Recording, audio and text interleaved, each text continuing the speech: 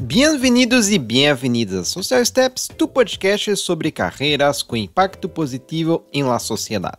Tudo listo para la conversação de hoje?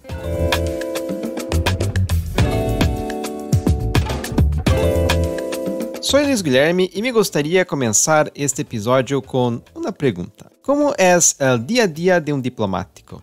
Essa persona, esse profissional que trabalha em tantos países do mundo. Hoy la conversación es con Kujalmatok Villamar, un ex-diplomático mexicano que durante décadas trabajó en países como China, Singapur, Tailandia y Canadá. En el diálogo hablamos sobre sus experiencias culturales en países tan diferentes a México, la carrera de la diplomacia, las relaciones entre la política internacional y la historia, y cómo fue haber trabajado como diplomático de México a China en dos momentos muy diferentes en este país, en la década de 1980 y en la década de 2010, cuando trabajó como subjefe de la misión diplomática mexicana en China. Nuestro invitado ha visto con sus propios ojos el rápido crecimiento socioeconómico de China en las últimas décadas. Bueno, para la conversación de hoy tenemos un coanfitrión muy especial, una persona que gusta mucho de la diplomacia y cuestiones internacionales. ¿Cómo estás, Danilo? Muchas gracias. Bienvenido a nuestra conversación, a nuestro episodio de Social Steps Podcast. Mucho gusto, saludo a todos, saludo a ti, mi gran amigo Luis, saludo a todos los escuchantes del Social Steps, a toda la comunidad internacional, así que a todos les gustan a esa temática de cuestiones internacionales de una manera general. Mi nombre es Danilo, yo tengo la graduación en Derecho. Bueno, yo estudié con él hace como unos 7 años que nos conocemos. Bueno, yo tengo posgraduación en Derecho Tributario y Derecho Internacional. Y es un gran honor, un gran placer hacer parte de ese episodio. Además, porque yo soy un gran estudiante. Yo me considero un estudiante de la diplomacia de una manera general, de todas sus cuestiones por detrás del ámbito de la relación internacional. Entonces, mucho gusto y un honor hacer parte de ese gran proyecto. Perfecto. Y bien, no olvides seguir Social Steps en las plataformas donde está disponible el podcast, así como darle 5 estrellas en Spotify y Apple Podcasts. Esto es algo que ayuda mucho a este podcast. Y aquí vamos para nuestra conversación.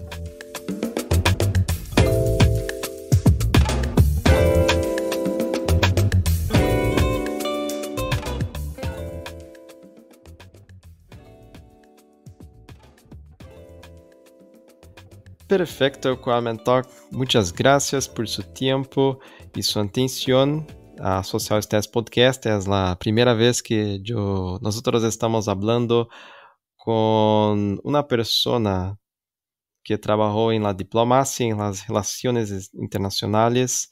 Por lo tanto, es un honor para nosotros y, por supuesto, también es un honor hablar con una persona que está desarrollando investigaciones acerca de los estudios asiáticos. Hay muchas personas que escuchan Social Steps Podcasts y que gustan mucho de los estudios asiáticos. Kujalmatok, muchas gracias por su tiempo y su atención. Muchas gracias por la oportunidad de dirigirme a un sector de personas interesadas en temas de Asia, también de los estudios históricos y de la diplomacia. Entonces, sobre estos tópicos, con todo gusto podemos platicar. Perfecto. Para comenzar nuestra conversación, ¿podría contarnos un poco sobre su trayectoria, desde la universidad hasta los trabajos en la diplomacia? ¿Cuál fue el mayor obstáculo que encontró en su trayectoria y cómo lo superaste? Bien, yo ingresé a la Secretaría de Relaciones Exteriores en 1982, poco después, o más bien en el mismo momento en que concluía la carrera de Economía. Nunca me imaginaba que yo iba a trabajar en un área internacional. Los temas que estudiaba eran de economía internacional, pero no pensaba ser un profesional de los asuntos internacionales y entré a un área muy interesante de estudios del mercado petrolero internacional en 1982 dentro de la Subsecretaría de Asuntos Económicos de la Cancillería Mexicana. Ahí trabajé del 82 al 85 informando cada semana en un boletín que preparaba a las embajadas de México en el exterior sobre las tendencias del mercado petrolero internacional. Eran, quizás ustedes, no sé, estaban muy chicos, pero en aquella época era la guerra entre Irán e Irak, una terrible guerra que conmocionó al mundo por el número de víctimas, pero también afectó económicamente al mercado petrolero mundial, porque dos productores fundamentales de petróleo estaban destruyéndose. Esto le dio al estudio económico que yo hacía, que era un estudio de mercado, cómo funcionaban los precios, las variedades del petróleo, la distribución, etcétera, se convirtió en un estudio de tipo político, gracias a la dirección de mis jefes en la Cancillería. Ahí fue cuando comencé a entender el elemento político de la economía, de que no todos son producción, costo, precios y consumo. No es así. En realidad es mucho más rico y especialmente un mercado tan sensible como el mercado petrolero internacional, pues necesitaba entender elementos históricos, hasta las diferencias de religión dentro del islamismo, entre los sunitas y los chiitas. Todo eso lo tuve que ir aprendiendo en la marcha. Poco después, en el 85, me llamaron a trabajar en un área totalmente diferente, aunque era todavía dentro de los aspectos económicos, que era el mercado o el sistema alimentario mundial, y a trabajar directamente en los temas de la Organización Mundial de la Alimentación, la FAO, el Consejo Mundial de la Alimentación, el FIDA, que también es de cuestiones técnicas, y es otra área internacional. Y comencé a participar en reuniones internacionales en Ginebra, en Costa Rica, en La Habana, sobre los temas de agricultura en principio, en Roma, y también mi cartera se amplió a los temas de comercio específicamente, con UNCTAD. Asistí en Ginebra a la 7ª UNCTAD y ahí aprendí lo que era la negociación internacional, porque era una oportunidad de estar con los demás diplomáticos del mundo tocando temas técnicos económicos, pero más que nada es la sensibilidad política. Esta fue mi experiencia fundamental.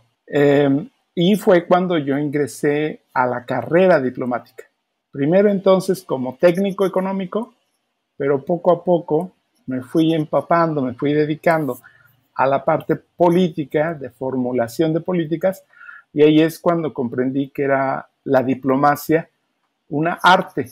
Yo diría más que nada, es una experiencia viva, que tiene muchos elementos técnicos, pero mucho más análisis político y conocimiento de elementos históricos, culturales, que tiene que aprenderse y reaccionar rápidamente ante diferentes cuestiones durante las negociaciones. E algum obstáculo em sua carreira, algum momento complejo? Claro que sí.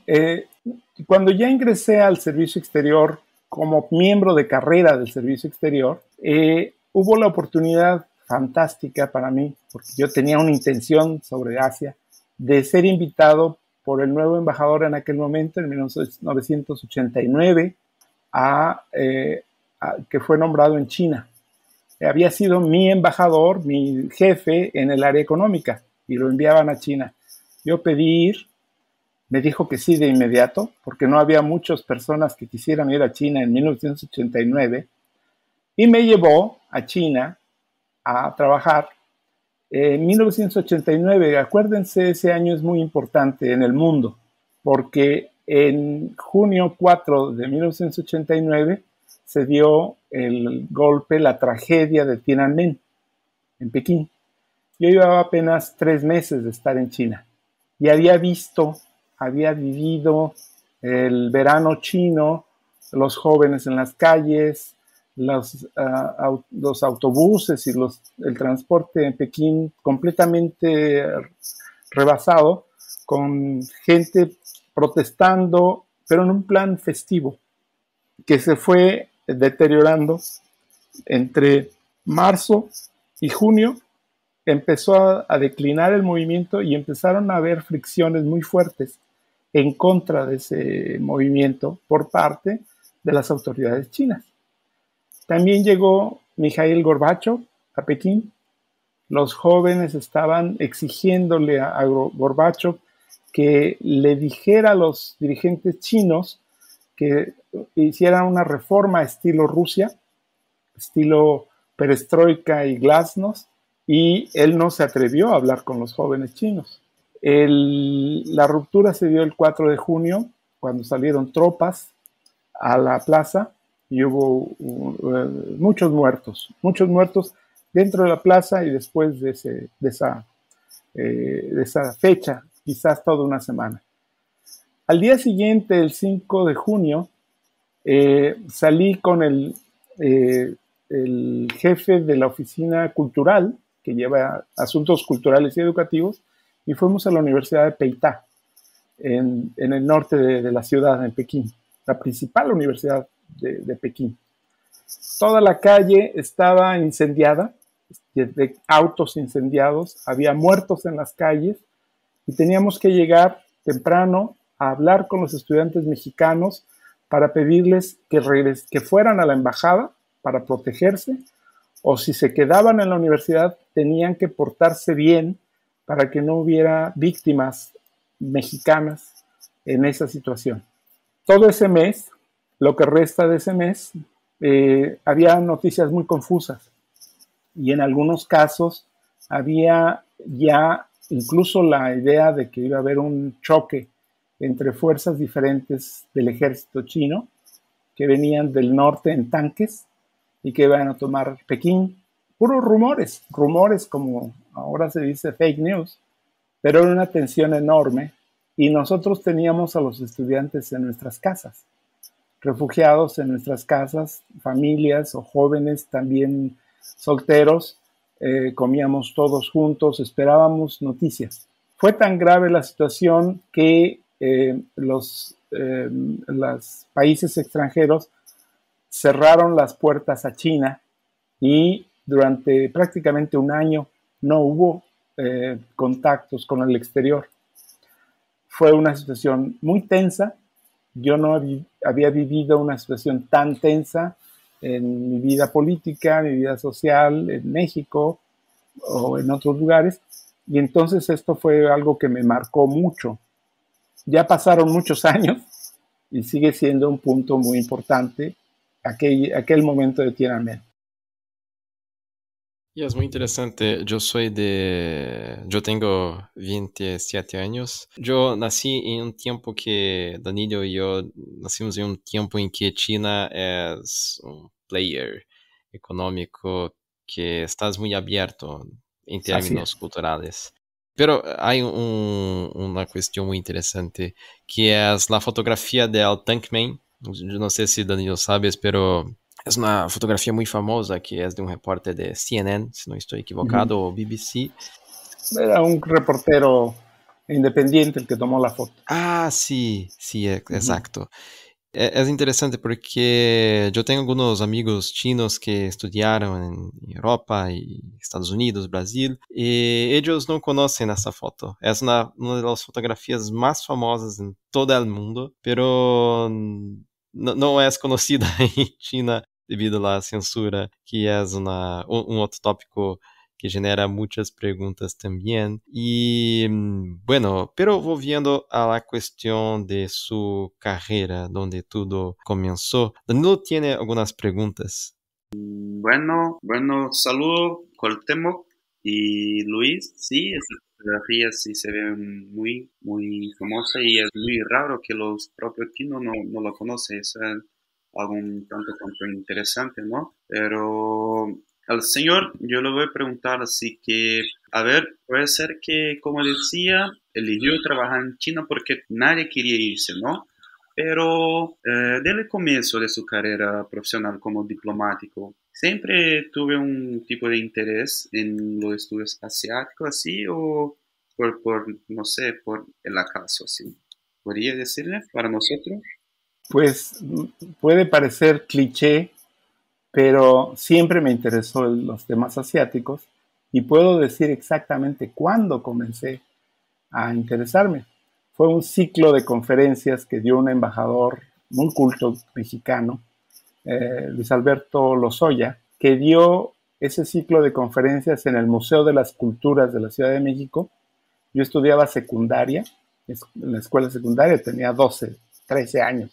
Y este curso, que fueron como 4 o 5 semanas, eran sobre Japón, sobre China, la India, Indonesia. Entonces, para mí todo eso fue un descubrimiento total acerca de un mundo que no me imaginaba. Desde esa época a mí me interesó Asia. Asia muy en general y abstracta. No era una situación que yo supiera y conociera al detalle, pero seguí estudiando, siempre estuve interesado. Eh, no estudié chino porque, bueno, mis condiciones económicas no me permitían hacer muchas más cosas que estudiar y trabajar. Siempre trabajé, es más, antes de la Cancillería ya había trabajado 3 años. Empecé prácticamente a los 18 trabajando y esto fue, no me dio oportunidad de estudiar algo que yo hubiera querido, que era el idioma chino. Pero ahí avancé. Esto se fue reforzando con el tiempo, con los cambios que se iban dando en China, y por eso cuando tomé la oportunidad de ir a China en el 89, yo ya tenía una idea bastante clara de que este era un lugar de cambios, de transformaciones. Se pueden dar cuenta entonces el choque emocional y cultural que significaba, llego a un lugar que me fascina, me interesa, me atrae, y lo primero que veo a los 3 meses es una situación terrible. Es opuesto a lo que yo me imaginaba. Aun cuando gente en la calle, era la época todavía en que en China la gente andaba en bicicleta en su mayoría. Había muy pocos autos. Era la época en que todavía la gente estaba vestida con traje azul, gris o verde, de acuerdo a su trabajo. Verde es del ejército, azul es empleado de oficina o trabajador de oficina, y era una situación, el gris es un empleado general, etcétera. Entonces, esa era la forma de organizarse de la sociedad china. Esa era la sociedad china de aquella época, que todavía se remitía a 30 años hacia atrás. Con lo que pasó en Tiananmen, pero más que nada con la apertura económica que se dio en China, empezó a transformarse aquella sociedad a una velocidad tremenda, tremenda. Todavía podemos decir que el gran fenómeno económico, político, cultural del planeta ha sido que China se ha transformado y ha sacado de la pobreza a 800 millones de habitantes, de la pobreza extrema y del peligro de hambre. Ese es un cambio fundamental. Ahora, el problema con China, siempre se ha dicho, cuando uno llega a la semana ya puede uno escribir un libro, porque todo es nuevo. Al mes uno escribe artículos sobre China. Pasan años y no puedes escribir nada sobre China, porque todo va cambiando, todo el tiempo está cambiando. Entonces, muy prudentemente, yo me dediqué a estudiar, en lugar de ponerme a escribir libros acerca de China sin conocer China. Esa es una cuestión. Tuve oportunidad posteriormente de regresar a China. Esa fue mi primera experiencia, de 1989 a 1993. Y luego volví a trabajar en la Embajada de México en China entre el año 2012 y 2015, pero ya como jefe de oficina, a cargo de todo el funcionamiento de la embajada, de los informes económicos, políticos, de los asuntos consulares, culturales, muchas cuestiones, ya con un conocimiento diferente. Llegué a China, ya adulto, ya mayor, en la carrera, ya con una experiencia, ya a nivel de ministro. ¿Y qué sucede? La China que yo conocía era totalmente diferente. Los trabajadores, la gente con la que yo me relacionaba, de hecho era algo así como la siguiente generación a la que yo conocí en un primer momento. Es personas de la edad de ustedes. Entonces, ellos, como sucede también, no les interesaba tanto el pasado, les interesa el futuro. Y es muy interesante ver cómo ellas se adaptan a un modo de vida completamente diferente. China es otra, diferente, como quizás es el mundo.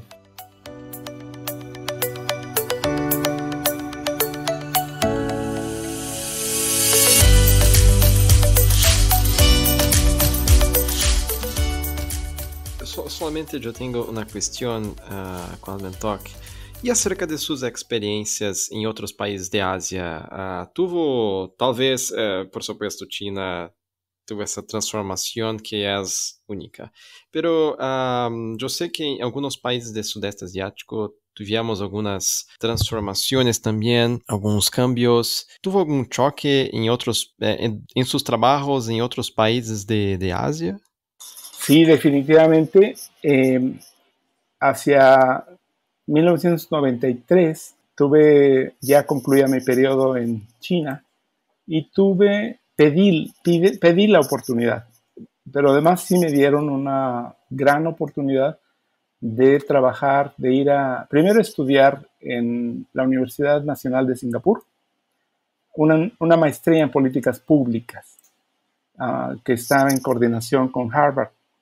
Y la idea era preparar cuadros de mediana edad, decían ellos, mid-term career, para prepararlos en temas de políticas públicas. Pero esa fue básicamente la oportunidad para llegar a Singapur, que es esa pequeña isla en el sudeste de Asia, moderna, muy activa, pujante, y que es otra visión del mundo, visión asiática. Ahí aprendí mucho más acerca de lo que es el desarrollo económico, de otros desarrollos económicos, porque no todos los desarrollos son iguales, y esto es darse cuenta que el planeta no es plano, el planeta es redondo verdaderamente. Y entonces la experiencia de Singapur a mí me abrió el panorama hacia los colegas, los países de los que venían, Indonesia, Filipinas, Tailandia, Vietnam, Hong Kong, Japón. Entonces, esto me hizo aprender y ver las cosas muy diferentes, con una variedad de estilos. Afortunadamente, la Cancillería me colocó al final de la maestría, me nombró primer funcionario de México en el secretariado de APEC. APEC había sido creado en los años 80, pero México ingresó a APEC en 1993 y se necesitaba un funcionario que estuviera dentro del secretariado de APEC para hacer el trabajo organizativo. Y entonces una de las novedades es que el secretariado de APEC tenía el concepto de no ser una gran organización, una burocracia muy grande. Querían hacer un grupo pequeño, eficiente, que pudiera dar atención a los temas sin tener Naciones Unidas o grandes entidades, Organización Mundial del Comercio, nada. Una organización de 12 personas para atender a toda la cuenca del Pacífico.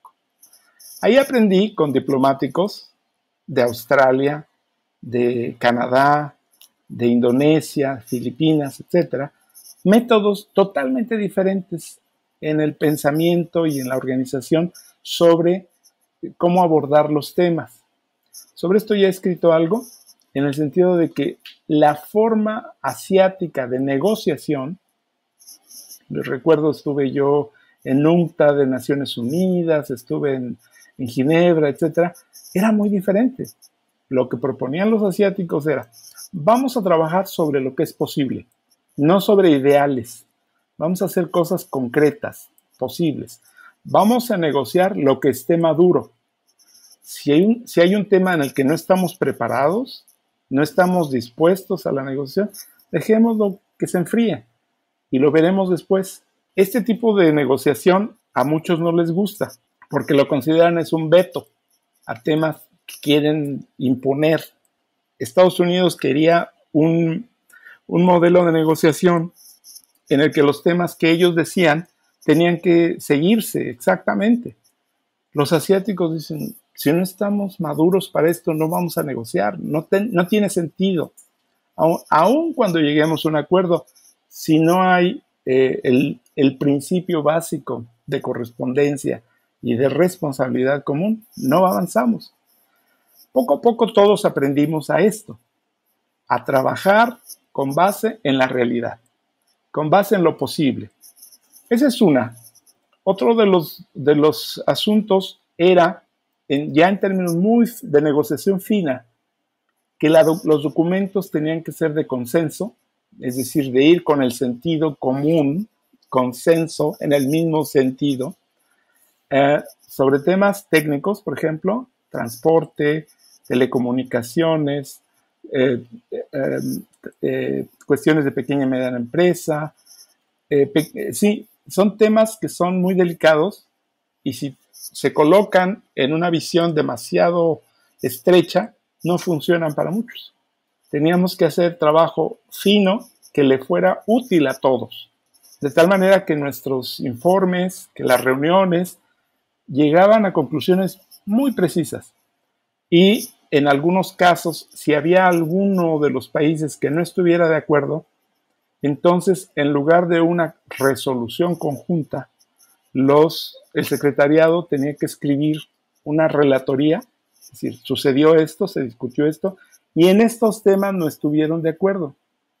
Por lo tanto, queda pendiente para la próxima reunión, etc. Es una flexibilidad asiática, muy diferente a lo que se ve en otros organismos. Es fabuloso.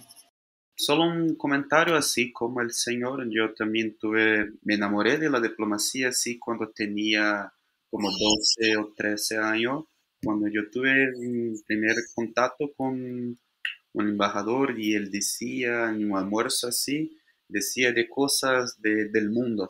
Puede parecer que no, pero acá en Brasil nosotros, principalmente en mi ciudad, nosotros vivimos en un lugar muy lejos de todo.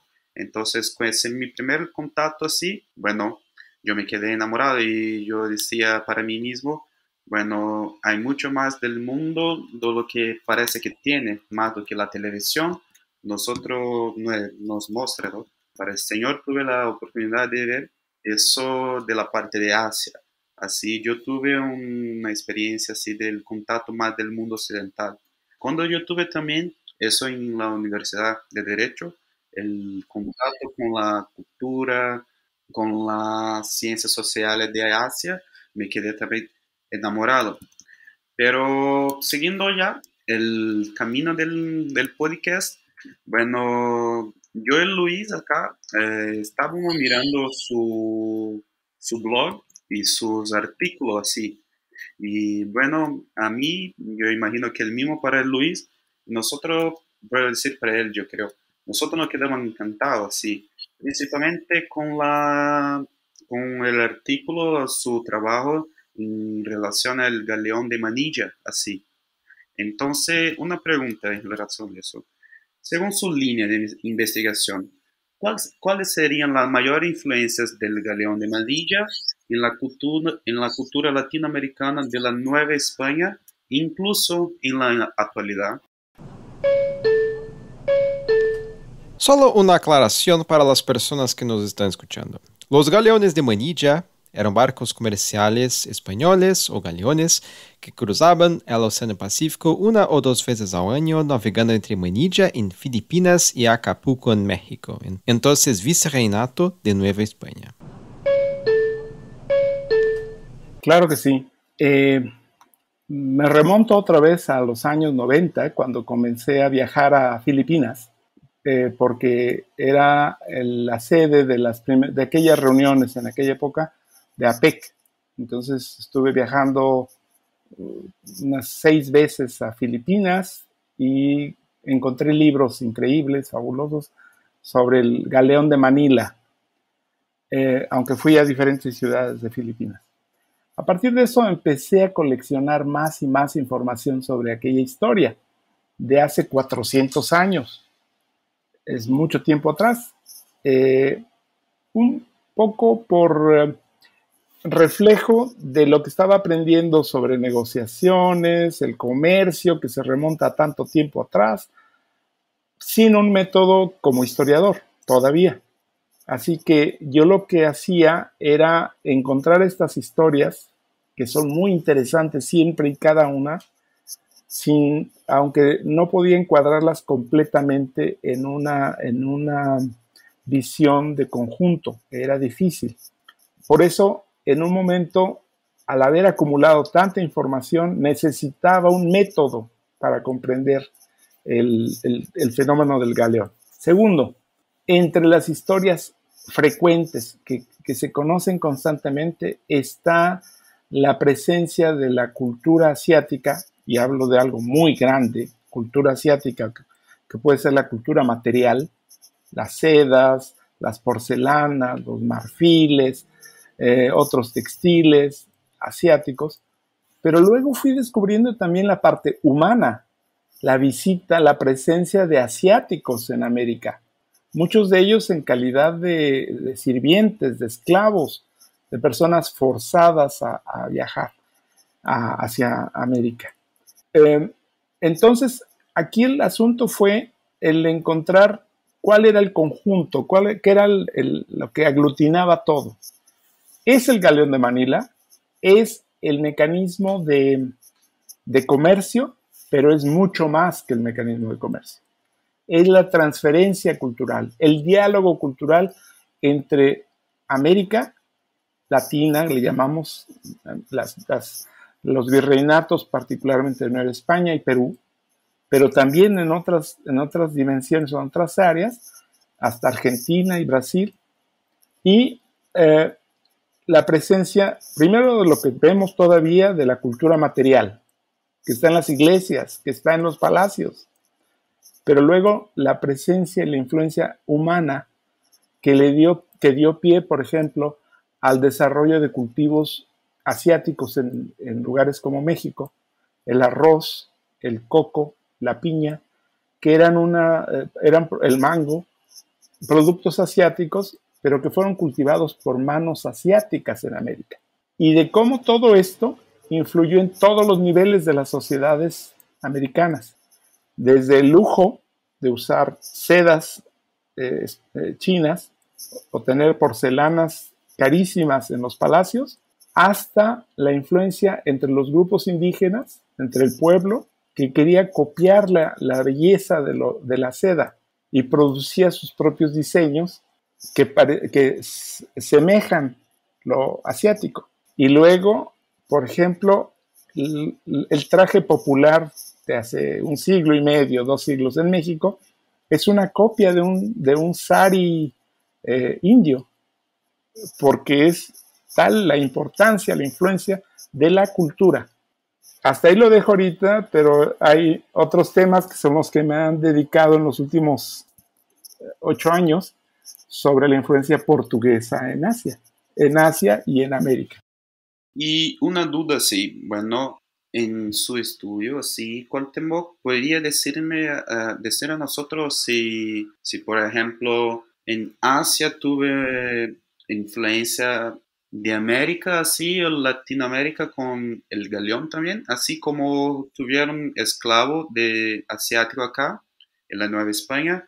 Podemos decir que tuve, no sé, de influencia de los europeos allá que llegaban acá, o incluso de los pueblos tradicionales de acá. Precisamente los últimos años me he dedicado a entender cómo fue el proceso de integración entre pueblos europeos, asiáticos y la presencia americana. De manera que en líneas muy sencillas, la unión de las coronas entre Portugal y España entre 1580 y 1640 fue un proceso muy importante, determinante, para consolidar la presencia ibérica en Asia, bajo el reinado de los Felipes Habsburgo. Eso es fundamental porque se unían las experiencias portuguesas, que son las primeras, y luego las experiencias castellanas, que pasan por América y terminan en Manila, Filipinas.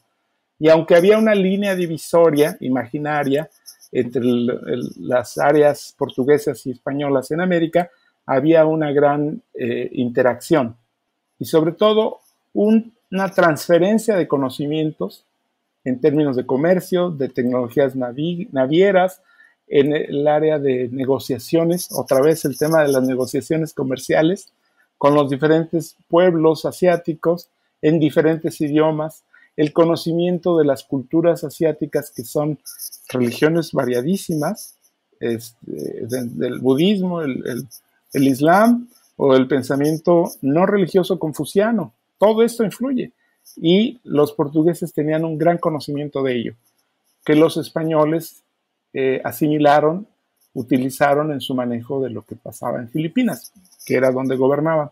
Pero también tenían la experiencia previa de la conquista de América, de México y del Perú. Entonces, se habían cometido muchos errores. América, como ustedes saben, estaba separada del resto del mundo y tenía una ecología distinta, de manera que la llegada de los portugueses, de los españoles hacia 1519-21 causó una gran devastación demográfica por enfermedades sobre todo. Esto fue una experiencia tan traumática para todos que procuraron tener una política distinta en Filipinas, aun cuando Asia estaba conectada con Europa siglos atrás, muchos siglos atrás. Habían sufrido las mismas enfermedades y estaban mejor protegidos que los americanos. Espero que sí me expliqué, ¿verdad? Otro elemento fue, en Filipinas, el archipiélago filipino, había diferentes entidades organizativas. No había como tal un reino, no había un poder central. Y esto permitió el dominio español. Los portugueses tenían otro modelo de control y ellos, más que ocupar países, ocupaban puertos. Calicut y luego Malaca y luego las Islas de las Especias, luego Macao. Es decir, se ubicaban en puertos y controlaban la navegación, no como los españoles que ocupaban el territorio. Y esto les hacía a los portugueses ser más flexibles. Esto les permitía moverse. A veces perdían una plaza, pero abrían otro puerto en otro lugar y esto les daba gran flexibilidad, aparte de que eran menos los portugueses que los españoles en ese sentido. Esas son el choque de culturas variadísimas que unifican, para mi gusto, para lo que he estudiado, es Manila el centro de ese comercio enorme, asiático o americano. Pero además, con el descubrimiento de la plata en Perú y en México, se dio el avance de una moneda, de una divisa que era apreciada en todo el planeta. Y eso permitía un equilibrio del comercio. Facilitó el comercio, el hecho de que hubiera plata. Que además la plata quedaba en manos del poder español. Y ellos eran los que dominaban el comercio desde Sevilla. Pero, aquí está lo interesante, los americanos, mexicanos, peruanos y antes de que se llamara Brasil como tal, en todos los territorios portugueses, el uso de la plata les permitía dominar el comercio. De manera que se ha entendido cada vez mejor que la demanda de productos asiáticos principal se hizo en América, aun cuando en Europa llegaron los productos asiáticos y habían seguido llegando, pero en América se concentró una parte muy importante de la riqueza y de la demanda de estos productos como la porcelana, las sedas, de los marfiles, etc. La corona española siempre quiso separar la parte portuguesa de la parte española, pero no era tan sencillo, porque había una transferencia, había un cruce cultural, tanto en Asia como en América. Así que en los puertos del Brasil, por ejemplo, dominado por los portugueses y con una política distinta, llegaban los productos asiáticos unas veces por Europa y otras veces por América. De manera que hay una influencia similar que ustedes pueden observar en las iglesias, en los palacios, de productos asiáticos, de la parte material. Menos influencia en términos del flujo migratorio de trabajadores asiáticos. Ese se dio más en la Nueva España y en Perú. La influencia asiática en Brasil se da siglos después. No se remonta a tantos años atrás, 400 más o menos, 300 años.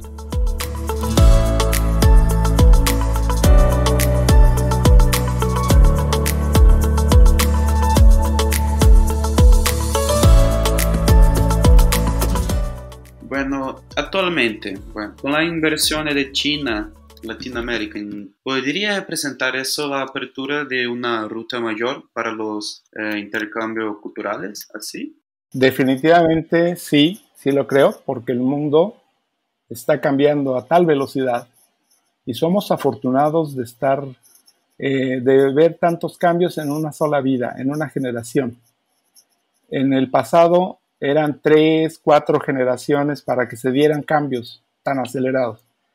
En nuestra época, nosotros estamos viendo el movimiento hacia Asia, hacia el oriente, de la economía. El centro económico del mundo se está moviendo a Asia.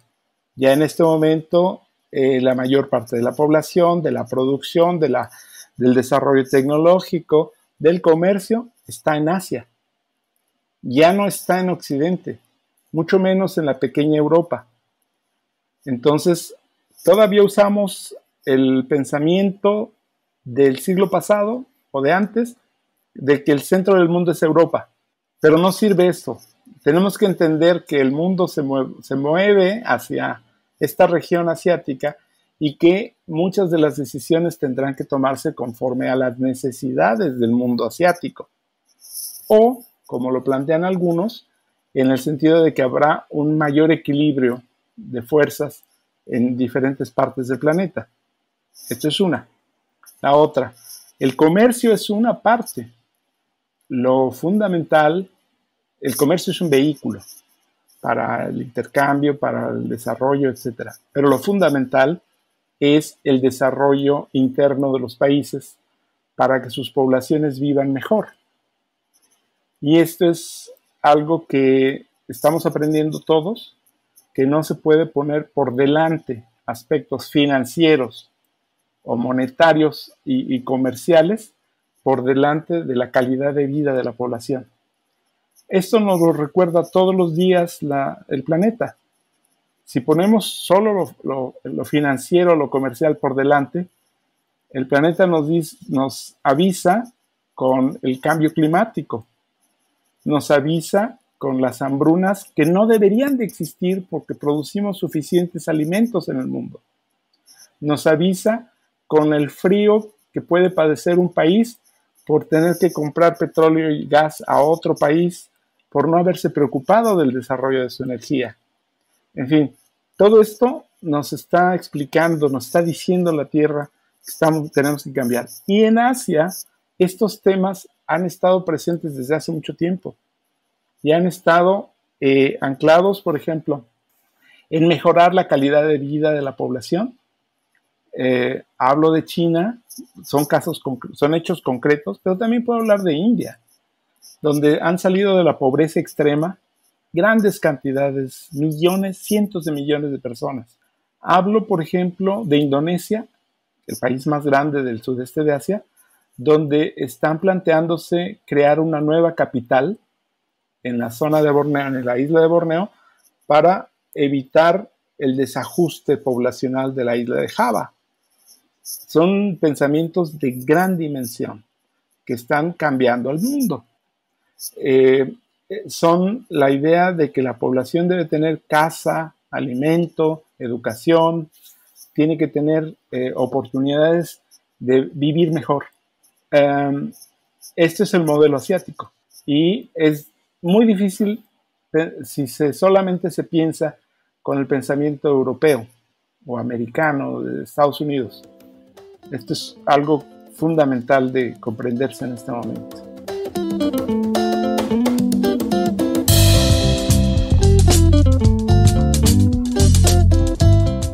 Comentok, en esa parte final del podcast, nosotros tenemos una tradición de preguntar consejos de carrera. Nosotros hablamos mucho de libros, y la carrera, la interesante carrera, y qué libros, películas, documentales y otros podcasts también te inspiran a investigar estudios asiáticos. Y también, ¿qué recomendaría a las personas que buscan iniciar su carrera en la diplomacia?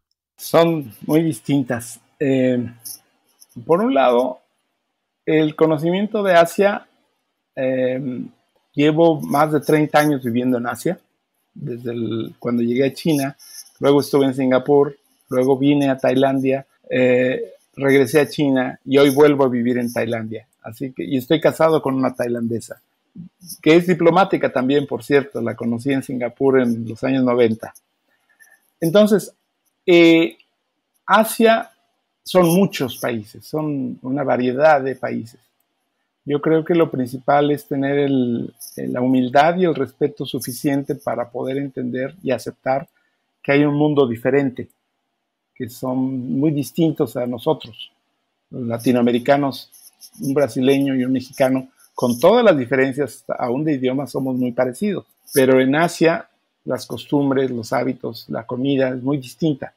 Y hay que aceptarlo, hay que entenderlo, que aparte de ellos son la mayoría del mundo. Eso es importante.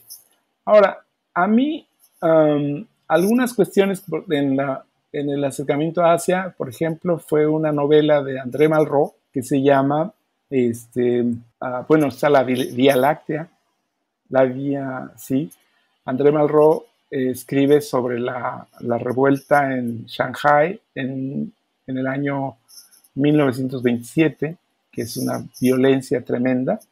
Y luego empezar a conocer un poco más del arte japonés, que me parece fascinante, único. Luego novelas japonesas que a mí me encantan también. Y al viajar en Asia, el descubrimiento de las grandes civilizaciones de Borobudur, de Angkor Wat, de Pagan en Myanmar, o de conocer Chiang Mai y Bangkok, que son grandes civilizaciones. De manera que nunca dejé de sentirme asombrado por lo que veía y caminaba más y descubría más. Otro de los libros que siempre me fascinó es de un pintor mexicano, Covarrubias, que en 1939 viajó a Bali y escribió un libro sobre Bali. Este libro, cuando ustedes lleguen a Denpasar o incluso en Yakarta, seguro lo van a encontrar a la venta en las librerías de los aeropuertos, en fin, escrito por un mexicano sobre 1939, describiendo Bali y las bellezas de Bali. Cuando ustedes van a Bali y descubren que es efectivamente una civilización budista e hindú, no budista, hindú, en un mar musulmán, empiezan a descubrir toda la riqueza y la variedad cultural que hay aquí, ¿no? Ese es el tipo de fenómenos. Ya no hablemos del cine chino, del cine coreano, que tiene cantidad de expresiones fabulosas. A mí me encanta, pues, pero son gustos personales. ¿Y consejos de carrera para la diplomacia? Claro, yo diría que es eso, estar abierto a las diferentes formas de la vida humana en el planeta, estar abierto a la diversidad, a las culturas distintas, a que como seres humanos debemos aprender a escuchar al otro, a entender lo que opinan los otros, para poder verdaderamente transformar las cosas en conjunto. No todo lo nuestro es lo mejor del mundo, ni todo lo asiático es lo mejor del mundo, pero tenemos que aprender a ese diálogo fundamental entre las diferencias. Estoy actualmente escribiendo un ensayo en el que me remonto a los temas de la filosofía y de la cultura asiática frente a Occidente y de cómo esto se expresa en sus organizaciones, en sus formas de vida y de cómo tenemos que aprender todos de todos.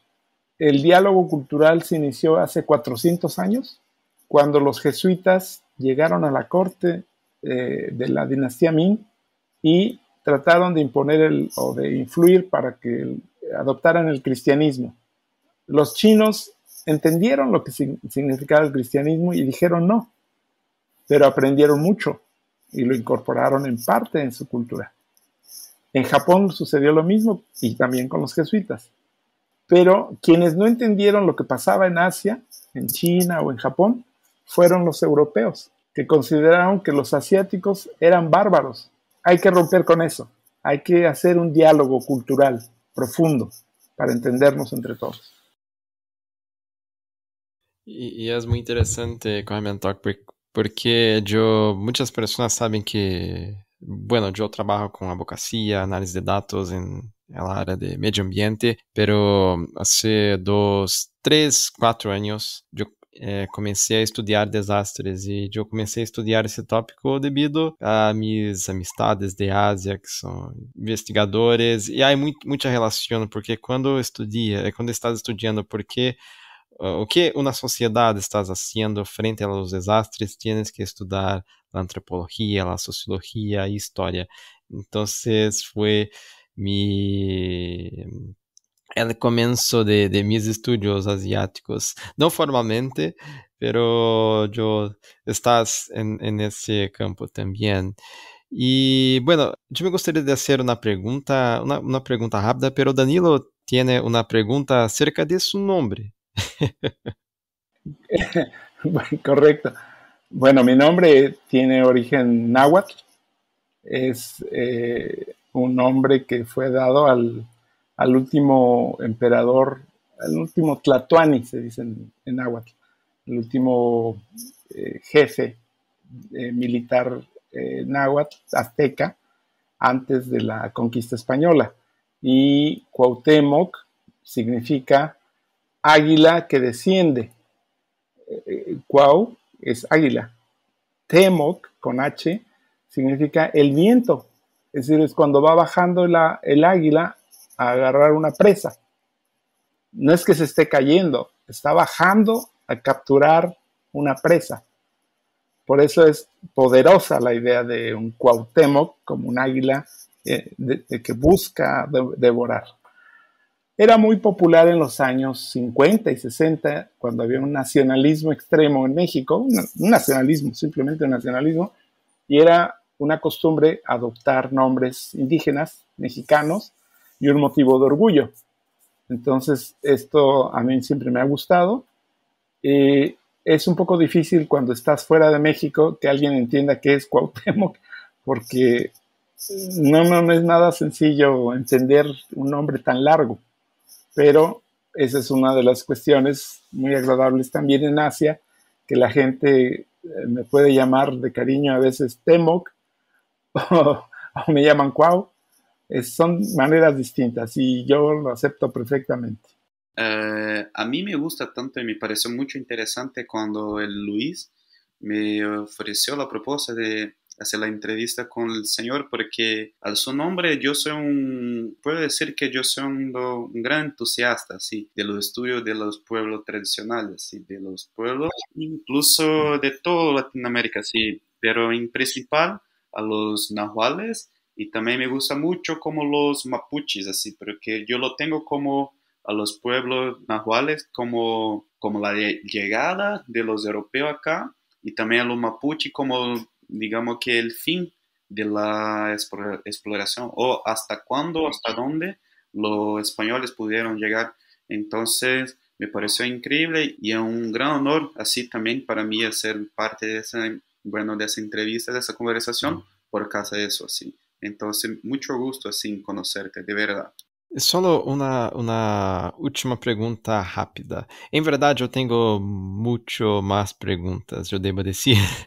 Penso que cada país que trabalhou, eu tenho muitas 10 perguntas, 20 perguntas, porque é muito interessante. E, bueno, pero solamente uma questão. Como é viver em Tailândia? No como en su carrera, pero después de su carrera, ¿cómo fue, cómo es ser un mexicano viviendo en Tailandia? Yo tengo la ventaja de que mi esposa es tailandesa. Esto me permite aterrizar en Tailandia con todas las comodidades. Básicamente tengo casa, me encanta la comida tailandesa, todos los días comemos comida tailandesa. Cocina mi mujer comida mexicana muy buena también, porque ella vivió también en México 5 años y le encanta cocinar.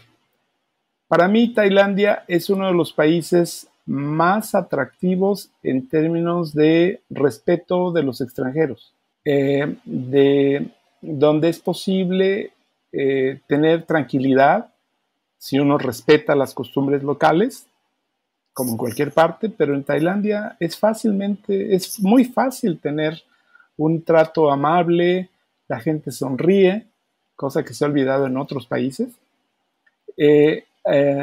Las palabras básicas son sanuk, que significa estar alegre, sabai, que es vamos bien, ¿no? Sabai. Y el último sería Maipenrai, que es no importa, no te preocupes demasiado. Esas son cuestiones que me permiten a mí manejarme muy bien en Tailandia, ir al mercado, comer cosas sencillas, tener la confianza de estar en un lugar donde estoy cómodo para todo.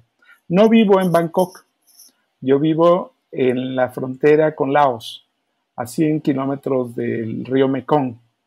Entonces, esta es una de las zonas agrícolas más importantes de Tailandia y es una zona básicamente rural. Es una ciudad pequeña, tranquila, donde hay muchísimos templos, todo el tiempo hay ceremonias religiosas que a mí no me molestan, estoy muy tranquilo aquí, estoy muy, muy tranquilo. Y hay una mezcla de la cultura laosiana, camboyana, vietnamita, china y tailandesa en un mismo pueblo. Es cosmopolita. Y bien, Clementok, ¿tienes una mensaje final para las personas que quieran generar impacto social, cambiar el mundo para mejor?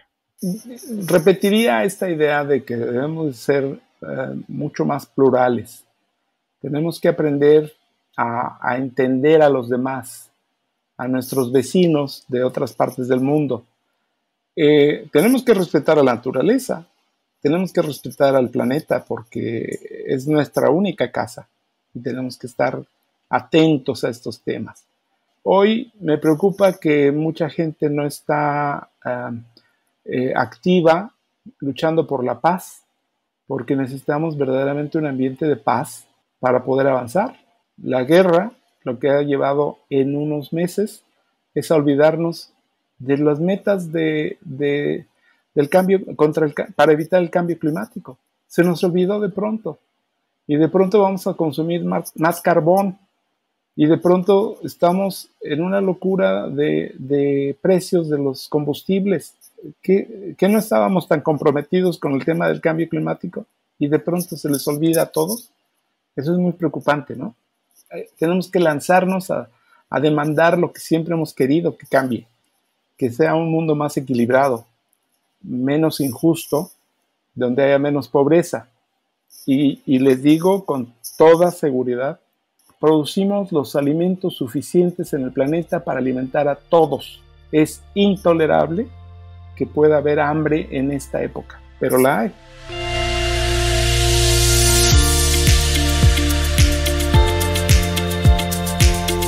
Carmen Toc, muchas gracias por sus palabras. Las personas siempre escuchan yo diciendo eso en mis conversaciones, que yo siempre tengo más y más preguntas para mis invitados e invitadas, pero vamos a dejar para una segunda conversación que por supuesto estás more than welcome, como decimos en inglés.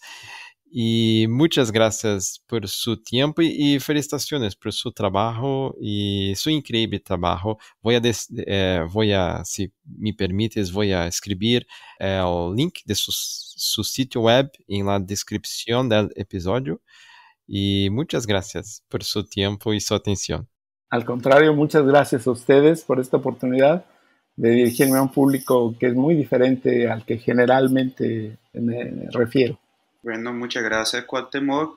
Un encanto de saber su historia. Yo imagino que tenga mucho más para contar a nosotros, pero como decía el Luis, para una otra oportunidad sí hablamos más, sí, ¿no?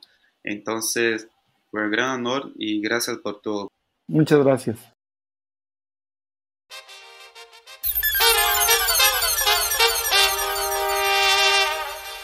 Antes de cerrar, me gustaría agradecerte, Danilo, por tu brillante participación. Bueno, por supuesto, fue un gran honor ser parte de ese proyecto y ese episodio. Un gran intercambio de conocimiento de calidad hablando contigo y con el señor Cuauhtémoc. Entonces, que puede contarse conmigo lo que quiera, sí, para proyectos futuros, sí. Entonces me pongo a disposición y para otras charlas y fue un gran honor hacer parte de eso. Muchas gracias. E muitas graças por escuchar este episódio. Se te gostou, não olvides recomendar a Socios Test Podcast a tus amistades que também querem seguir uma carreira com impacto positivo em la sociedade. Entendremos outro episódio. Hasta pronto. Saludos!